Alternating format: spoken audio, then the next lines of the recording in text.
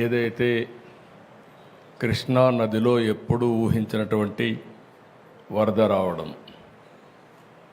అదే సమయంలో బుడమేరులో గడచిన ప్రభుత్వం చేసిన తప్పిదాల వల్ల విజయవాడ అతలాకుతలమయ్యే పరిస్థితి వచ్చింది.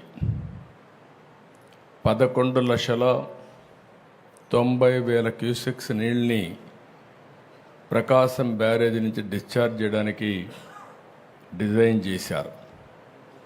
ఇది ఇప్పుడు చేసిన ప్రాజెక్టు కాదు. 1854లో చేస్తే 1894 వరకు బ్రిటిష్ వాళ్ళు కట్టినట్టుంటాయి. ఆ ఆనకట్టనే అక్కడనే ఉపయోగించుకున్నాం. అది బాగా రిపేర్కి వస్తే ప్రకాశం పంతులు గారి ఆధ్వర్యంలో ఆ రోజు బ్యారేజ్ కట్టడం జరిగింది. దానికి కూడా దగ్గర 70 సంవత్సరాలు పైబడింది. అయితే ఇక్కడ మనం గుర్తుపెట్టుకోవాల్సింది, ఈ బ్యారేజ్ వచ్చిన తర్వాత పైన చాలా ప్రాజెక్టులు వచ్చాయి. నాగార్ సాగర్ వచ్చింది, శ్రీశైలం వచ్చింది, ఇటీవల పులిచింతలు వచ్చింది, పైన జూరాలు వచ్చింది, ఆల్మట్టి వచ్చింది, ఇంకో పక్కన తుంగభద్ర వచ్చింది, అన్నీ వచ్చాయి. కానీ ఇన్ని ప్రాజెక్టులు వచ్చిన తర్వాత కూడా ఇంత పెద్ద ఎత్తున నీళ్లు వచ్చాయంటే ఈరోజు వాతావరణంలో వచ్చిన మార్పులే దీనికి కారణం.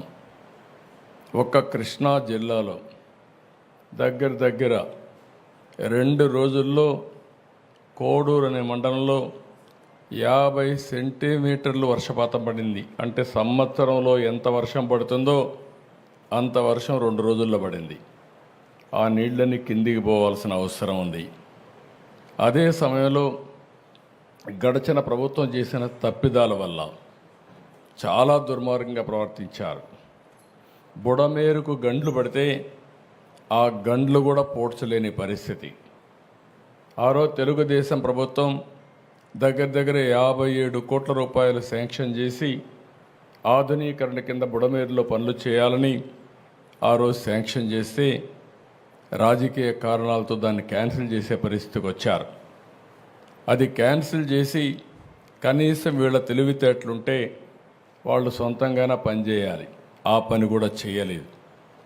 దీనికి అదనంగా బుడమేరు మొత్తం ఆక్రమణకు గురి చేశారు. ఎవడికి దొరికింది వాడు అమ్ముకునే పరిస్థితికి వచ్చారు.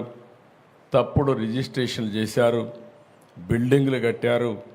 ఎక్కడికక్కడ నీళ్లు పోవలసిన బుడమేరుని ఇష్టానుసారంగా అక్రమ కట్టడాలకు నాంది పలికే పరిస్థితి వచ్చారు.